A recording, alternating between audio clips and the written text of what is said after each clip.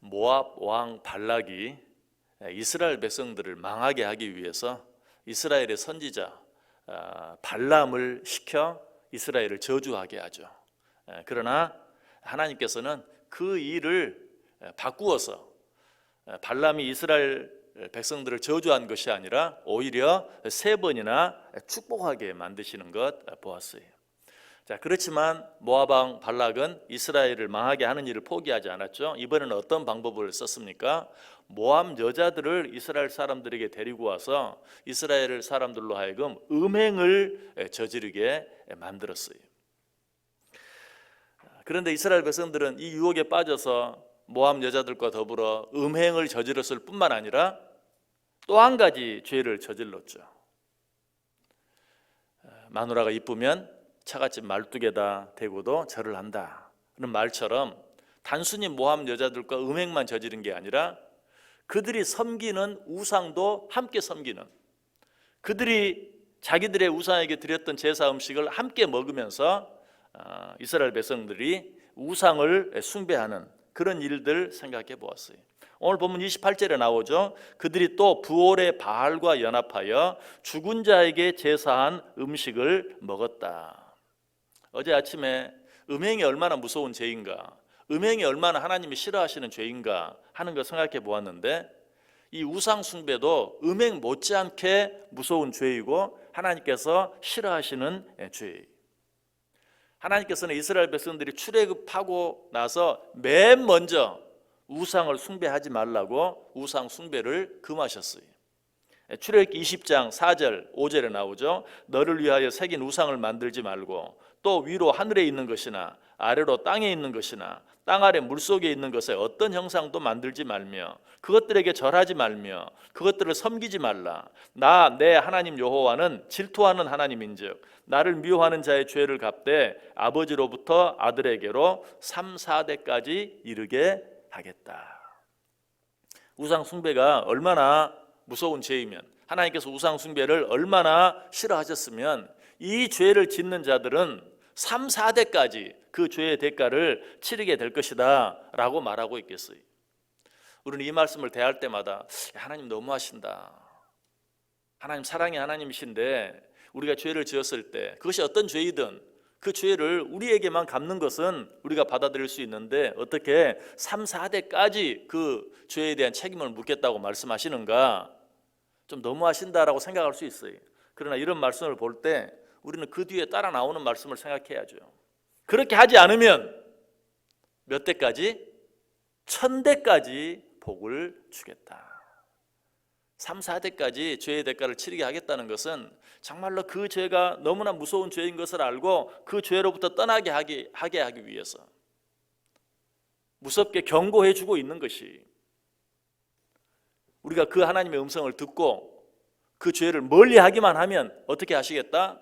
3, 4대까지 복을 주시겠다? 아니 1000대까지 복을 허락해 주시겠다라고 말하고 있어요. 3, 4대까지 벌을 주겠다고 하시는 그 하나님의 마음의 진심이 무엇인지를 우리는 생각해 보아야 돼요.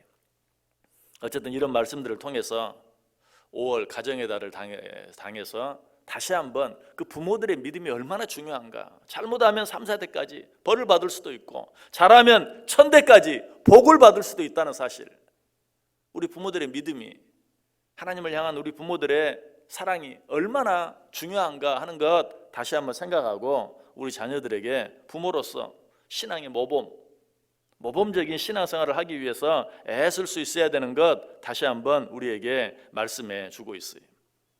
자, 어쨌든 우리들이 기억해야 될 것은 음행이든 우상 숭배든 이것들은 하나님이 가장 싫어하시고 그리고 가장 무서운 죄들 가운데 하나였다. 그런데 이스라엘 백성들이 어때요?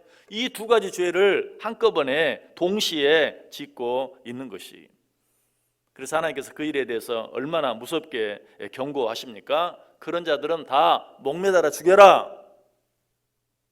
이 말씀도 너무 무서운 말씀이죠. 어떻게 그렇게까지 말씀하실 수 있는가? 그 죄가 그만큼 무섭기 때문에 하나님께서 그처럼 무섭게 경고하셨던 것이, 그런데 하나님께서 그렇게 경고하셨을 때 마침 어떤 일이 일어납니까? 이스라엘 남자 하나가 모압 여자, 미디안 여자 하나를 데리고 음행을 저지르는 그런 일이 일어났어요. 민수기 25장 6절에 나와요. 이스라엘 자손의 온 회중이 회막문에서 울 때에 이스라엘 자손 한 사람이 모세와 온 회중의 눈앞에 미디안의 한 여인을 데리고 그의 형제에게로 온지라. 이 모습을 누가 보았는가? 제사장 아론의 손자 엘르아살의 아들, 그러니까 아론의 증손자가 되죠.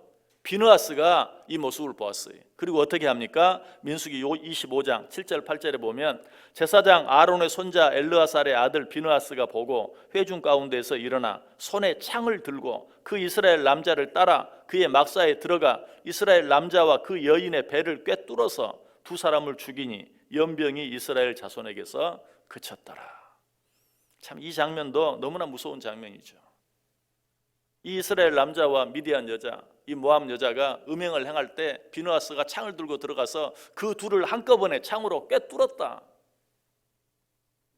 이 사실에 대해서 오늘 본문이 기록하고 있어요. 30절에 그때에 비느하스가 일어서서 중재하니 이에 재앙이 그쳤도다. 여러분, 이 사실을 통해서 우리가 알아야 될 것이 무엇입니까? 하나님께서는 우리들이 마땅히 제해야 될 죄들을 우리 가운데서 제할 때 비로소 축복하신다. 우리가 죄인 줄 알고 계속해서 행하고 있는 어떤 죄가 있다면 그 죄를 버리고 끊었을 때, 그 죄를 우리 가운데서 제했을 때 비로소 약속하신 축복들을 우리와 우리 후손들에게 허락해 주신다라는 것이, 잠언 25장 4절 5절에 보면 은에서 찌꺼기를 제하라. 그리하면 장색에 쓸만한 그릇이 나올 것이요 왕 앞에서 악한 자를 제하라. 그리하면 그의 왕위가 의로 말미암아 견고히 서리라. 우리 가운데서 무엇을 제하면, 죄를 제하면 비로소 하나님이 약속하신 그 약속의 축복들을 우리와 우리 자손들에게 허락해 주시겠다라고 말하고 있어요. 그래서 오늘 본문에도 비느하스가 음행과 우상 숭배의 죄를 행한 자를 제거했을 때 하나님께서 그것을 의로 여기셨다. 우리가 읽은 31절에 나오죠. 이 일이 그의 의로 인정되었으니 대대로 영원까지로다. 여기에도 아주 깊은 신학적인 의미가 있어요. 이사벨이 그것을 다 생각할 수는 없고, 비느하스가 우리 가운데 있는 죄를 제했을 때 그것을 의로 인정해 주셨다. 우리도 마찬가지, 우리 가운데 있는 모든 죄를 제할 때 하나님이 그것을 의로 여기시고 거기에 합당한 약속하신 은혜와 축복으로 우리에게 허락해 주신다는 것이. 누가 이 일을 행했다고 그랬죠? 제사장 아론의 증손자, 제사장 엘르아살의 아들 비느하스가. 이 사실을 통해서 우리가 알 수 있는 것은, 자, 이 일을 교회가 감당해야 돼. 어떤 일, 어떤 죄가 있을 때 그 죄를 지은 자를 치리하는 그 일, 교회가 이 일을 해야 돼. 그런데 현대 교회가 사실은 이 치리의 기능을 상실했어요. 교회 안에서 죄를 지어도 그 죄에 대해서 치리하지 못해. 그 죄에 대해서 벌하지 못해. 여러분이 어떤 죄를 지어서 교회에서 그 죄에 대해서 죄의 대가를 치르게 하면 그 교회 계속해서 나올 사람이 누가 있습니까? 요즘 그런 사람이 있을까요? 그럼에도 불구하고 교회가 이 사명을 감당해야 되는데 교회가 더 이상 이 사명을 감당하지 못해. 어쩌면 우리 한국 교회가 점점 더 쇠하여져 가고 이제 더 이상 부흥하지 못하는 중요한 이유 가운데 하나가 여기에 있어요. 교회가 다 개교회주의가 되었어요. 그래서 우리 교회에 있는 성도가 다른 교회에 가지 않게 하기 위해서 어떤 죄를 지었어도 다 눈 감아주고 받아주고 모르는 척 해주고 하는 이런 것들로 인하여 교회가 더 이상 교회답지 못하게 되었어요. 이런 교회가 더 이상 부흥할 수 없어요.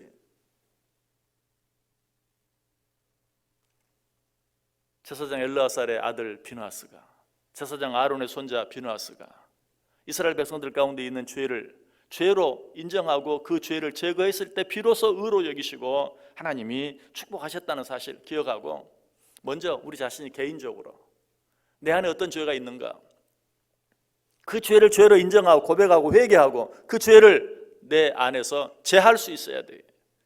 그래야 할 때만 우리 자신과 우리 자녀손들이 복을 받아 누릴 수 있다는 것이.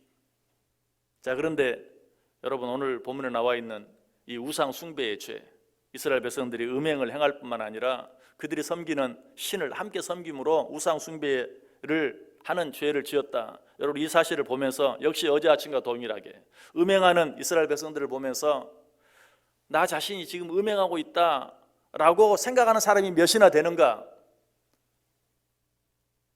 라고 말씀을 드렸던 것처럼 오늘 이스라엘 백성들이 우상을 섬기는 모습을 보면서 내가 지금 우상 숭배하고 있지 않는가라고 나 자신을 돌아보는 사람들이 얼마나 될까요? 우리는 우상 숭배하면 무엇을 생각합니까? 불상 앞에 절하는 사람이나 성황당 나무 아래에서 손을 비비며 복을 비는 사람들만을 생각할 때가 많아요. 그리고 나는 그 일과 상관이 없다. 정말 그럴까요? 아니죠. 성경은 뭐라고 말합니까? 너희가 나보다 사랑하는 모든 것이 다 우상 숭배다. 그것이 물질이든 그것이 명예든 그것이 건강이든 나보다 사랑하는 것이 있다면 그것은 다 우상이다. 심지어 무엇까지? 자녀를 사랑하는 것까지, 부모를 사랑하는 것까지, 그것도 나보다 더 사랑하면 우상 숭배다라고 말하고 있어요. 자, 다시 한번 가정의 달을 통해서 우리가 우리 자녀를 사랑해야죠. 우리가 우리 부모를 사랑해야죠. 그러나 진정으로 자녀를 사랑하고 진정으로 부모를 사랑하는 것이 무엇인가 하는 걸 생각해 봐야 돼요. 진정으로 내 자녀를 사랑하고 진정으로 부모를 사랑하는 것은 하나님을 더 사랑하는 것이,